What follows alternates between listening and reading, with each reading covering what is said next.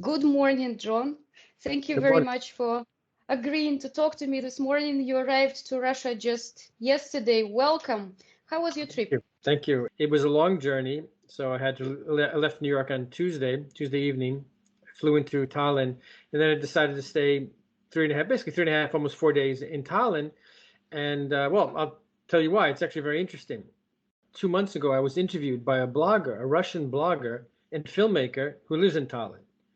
And I generally know the situation in Estonia. I know it's not very good, especially for the Russian-speaking community. It's pretty awful. Like, I've always known about it, but I never had any direct personal contact with the Russian community there. And so this man, Oleg Besedin, he reached out to me 2 months ago, and while I was still in New York 2 months ago, he interviewed me, and we talked about geopolitics, American politics, and a little bit about Estonia. Then he invited me. He says, "Oh, I know you're going to St. Petersburg. Why don't you stop in Estonia?" I said, "Yeah, okay, I'll stop." But listen, honestly, I was like, maybe I don't want to, because I don't want to have more problems with my own government. I already have enough problems.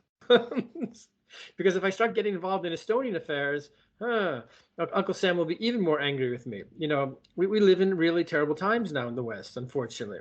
I speak a lot about justice and social justice and human rights. And when you do that in the USA, you get in trouble, unfortunately. Originally, I was going to go from Tallinn straight to St. Petersburg and not stop. I was not going to stop because I didn't want more problems.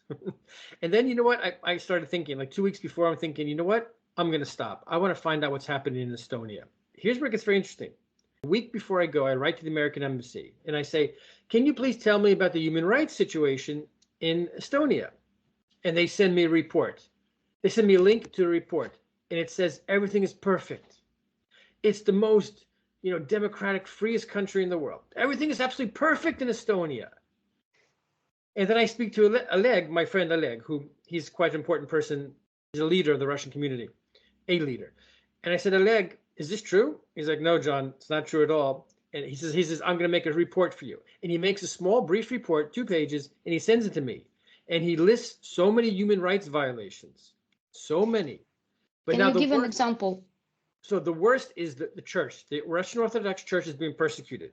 Well, the other church that is there is Catholic, right? Lutheran. Mostly Lutheran. So if you look at the proportion, the general religious beliefs of population, what's the split? So the Russian Orthodox Church is actually the largest religious denomination. It's the largest in Estonia. Even though officially it's like a Lutheran country, but very few people go. Very few people consider themselves Lutheran. So the most vibrant church in Estonia is the Russian Orthodox Church. Ethnic Russians are almost 30% of the Estonian population. Some people say 40%, but let's say between 30 and 40%. It's hard to say, but that's a lot of people, right? That's a significant minority. And here we have a government in power in Tallinn that is persecuting the leading religious organization in the country. The largest ethnic minority, Russian speakers. 30% are Russian, 70% are Estonians, but the biggest church is Orthodox, which means that it's either Estonians are so non-religious that 30% of Russian overwhelm, or it means that both Russians and Estonians consider themselves Orthodox and go to these churches. What do you think is the case? I think Estonians are mostly just atheistic. They're just not. Yeah. So it's just more religious minority that in a religious sense became a majority in the country, because faith for Russians is more important. I went into the Lutheran church. The Lutheran churches are mostly just museums. I got the impression nobody goes there. But the Russians are obviously very religious. The main cathedral in Tallinn is the Russian Orthodox Cathedral. It's huge. It's up on the hill. And then they built a second one 10 years ago. Moscow, with the help of the Moscow Patriarchy, they built another огромный собор, a big church. I'll send you photos. And they're trying to close them down. They're trying to shut them down. They want to take away the property of the Russian Orthodox Church and give it to the Constantinople Patriarchy, which is under the control of the State Department. The Constantinople Patriarchy in Istanbul, it's actually under the control of the U.S. government. So Oleg gave me this list of persecutions. There was a Russian businessman, Estonian Russian businessman. He tried to create a political party to represent the interests of the Russian community. Estonians put him in jail. So one man is in jail. The other man, there's 2 of them. The other man had to flee to Russia for his safety. So now I'll give you more examples of repression. So the Estonian government has closed all Russian schools. No more instruction in Russian. That's a gross violation of European law and UN Wait law. a second. Did I understand you right? So there are no schools in the whole Estonia where children of 1/3 of the population of Estonia can study in their native language. They have to study in Estonian language. Is that correct? Yes, yes. This is what I was told, and I can see it because when I go around Estonia, and I went to several cities, I don't see Russian anywhere in public spaces. Like, you know, a lot of countries that are bilingual, like Belgium. Belgium lists everything usually in like 2 languages. You know, you see this in a lot of countries. They'll use 2 languages officially in public spaces. So Narva, the city of Narva, is entirely Russian. There's no Russian signs. On the streets of Narva, no Russian signs, but the population is Russian. See, it's against the law. So as far as the schools, yes, I was told that, again, since about 2 years ago, no Russian language instruction. Everything must be in Estonian, Estonian only. Again, a violation of European law, of United Nations law. The Russian people I spoke to, they say, there's no reason for us to fight. Why are we fighting? We're Estonians. Yes, we are Russian speakers, but we are Estonian citizens, and we want to live here. It's our homeland. Just treat us like first-class citizens. Don't treat us like second or third-class citizens. Don't treat us like animals. Unfortunately, they're being treated very bad. Oh, what was really terrible, it was with the church. I visited the Orthodox churches, and I had official meetings. And you know what happened? At the last minute, everyone canceled. So the priest who I was supposed to meet, the metropolitan and some other priests, they said they were all afraid to speak with me because they're afraid that what will happen is things will be worse and that their churches will be closed down. They're afraid that what's going to happen is like in Donbas, when Donbas was controlled by Ukrainian regime, right? They're afraid that this might happen again. They're afraid of this repression. You say that Russian speakers don't want to fight. They want to be treated normally, equally as first-class citizens, not as second-class citizens or animals. Those were your words. Can you give any examples how this attitude, how this treatment manifests? Well, okay, first of all, I was very surprised. I like to go to antiques. Wherever I go in the world, I go to antique shops. And so in Tallinn, I walk into an antique shop. And what I saw frightened me. I have never seen so many Nazi things. I saw so many Nazi paraphernalia items. I've never seen it. You can't do that in the US. You know what? You cannot sell Nazi things in the US. You can't sell them in Germany. I've never seen Nazi things. Very rarely, maybe sometimes I see 1 or 2 things in some other antique shop, but there were like hundreds of Nazi items in this antique shop in Tallinn. For them, it's normal.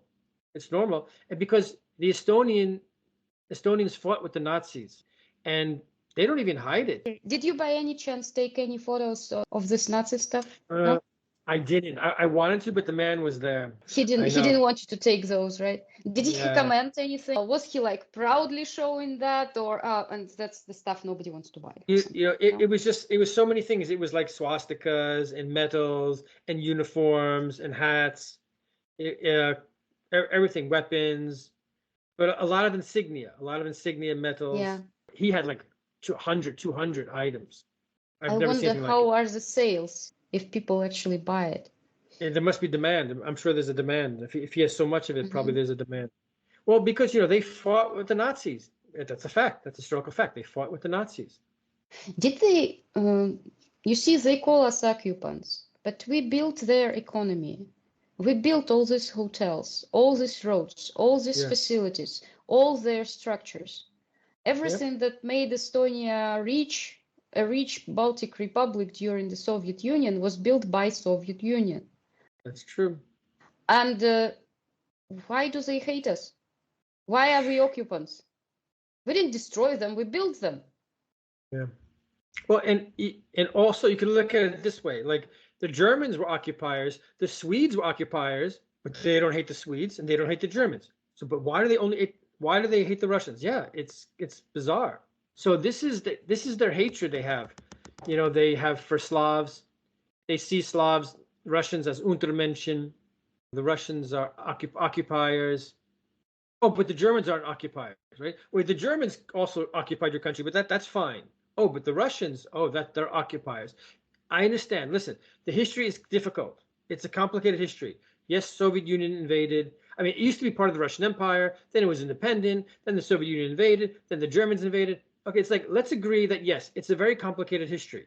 But, you know, it's like I want to scream at them, like, guys, stop it. It's in the past. It's now 2025. Let's stop talking about what happened 80 years ago. You know, let's get along. This is what the Russian people in Estonia were telling me. Like, let's get along. Let's make peace. Let's go forward. Let's leave the past in the past. You know, stop calling us occupiers. No, this is our home. We were born here. So my friend Oleg, he was born in Estonia, but he doesn't have an Estonian passport. They won't give it to him. You know why? Because he doesn't know Estonian fluently. You have to know Estonian fluently to get the passport. A lot of people get American passports and they can barely speak English. Okay, the point is that the Estonian nationalist government, it's a very highly nationalist government, they just hate Russians. That's the bottom line. So they will do everything possible to make life difficult for Russians, to make it difficult for them to study. They can't study in their language. They have difficulty in getting jobs. They have difficulty getting citizenship, even though they were born on the territory of Estonia. What documents do they live with if it's not passports? So Oleg has an alien, it's called alien's passport. It's gray. It's a gray passport. It's called aliens. I saw it. It's really shocking. And, you know, so I had to cross the border from Narva, Ivangorod. And it's like the Cold War. It's like the Cold War. It reminds me of Berlin. In like 1980s. This is Europe. This is free democratic Europe, and you're acting like, I'm sorry, but like Nazis, really. It's just again they're this is what's so galling, so difficult to understand. They're violating their own Estonian laws. The government, they're violating Estonian laws, they're violating European laws, and they're violating UN laws, and nobody says anything. I mean, nobody in the West. Of course, Moscow, you know, tries to raise this issue, but it needs to raise this issue even more. But European Union says we don't know anything. United States says we don't know anything. Like I told you, if you read the report from the State Department, everything is fine in Estonia. Did Oleg share? Maybe he has ideas. Maybe he shared his thoughts on why exactly Estonian government hates Russians so much. And another question is, does he also experience similar hatred from everyday Estonian people? Or is it only from the government? I asked him that question. He said, you know what? He said, no, John, actually, most Estonian people, they're our neighbors, our friends, they want to get along. So unfortunately, the government is controlled by a small group of highly nationalistic fanatics. You know, basically, they're almost like racists. It is racism. It is racism. So this is what's unfortunate, that the potential for good relations is there. They could live in peace, but they need a national unity government. They need a government that is going to be for the national unity, for harmony, for social harmony, and they just don't have that at the moment. The Russian-speaking community, they do not have any representation in parliament in Estonia, someone who's really representing their interests. So the political situation of the country is dominated by ethnic Estonians. And they say, well, this is our country, it's Estonia. Yes, but there's something called European law. There's actually Estonian law, and there's United Nations law. And it says that you have to respect the rights of ethnic minorities. Now, this is a ironclad law. There's no way to interpret it. There's no way to bend it. It's clear. You have to treat ethnic minorities very well. They have a right to their language. They have a right to their culture, to their religion. The Estonian government is backed, obviously, by the United States. So the United States, under the liberals, you know, Biden and Obama, they've been encouraging. This is what's ironic. Western liberals have been financing and encouraging highly nationalistic regimes in Estonia, in Ukraine, right? We see this. It's kind of a paradox. Why are liberal regimes supporting the highly nationalistic regimes in Eastern Europe? Eventually, it's the U.S. that runs Estonia. So Estonia is a U.S. colony. And the U.S. is using Estonia as like a forepost to fight its war against Russia. And so there's American troops in Estonia. I'm not sure how many, maybe 10 or 20,000, I think. And now the danger here is that, yes, again, as I said at the beginning, there's a sizable Russian minority in Estonia. And if they persecute this minority too much, like happened in Donbas, it could provoke a reaction. So there is the potential for conflict there. Now, the second thing that I'm worried about is what is called false flag, right? And I noticed that even when Zelensky was at the White House the other day, he kept emphasizing that, oh, the Russians want to invade the Baltic states. He kept saying that. Moscow wants to invade the Baltic states. Oh, come on. You and I, we know Moscow does not want to invade the Baltic states. But Zelensky is using this to scare the West. I'm worried, Ukrainian terrorists could prepare a false flag. For example, perhaps Ukrainian terrorists attack an American military base inside Estonia and then try to blame it on the Russians. I mean, I'm speculating here, but it's possible. Anything is possible because they're, as you know, they're increasingly desperate, which means they could do desperate things. How would you evaluate the general economic situation there? What's the average level of life? So everything is getting much more expensive. The data, that's clear, is getting much more expensive. Salaries are staying the same. Everything gets more expensive. Electricity has risen 300% in just a few weeks because they disconnected themselves from the Russian. They used to be connected to Russia. Now they're connected to the EU, and their electricity bills have risen 300% in just like a month. So life is just getting more and more expensive, and incomes are very small. And you see, I see a lot of empty office buildings, and Tallinn is like almost 500,000 people. So it's not a big city, but it's not a small city. But Tallinn is 2/3 of the economy.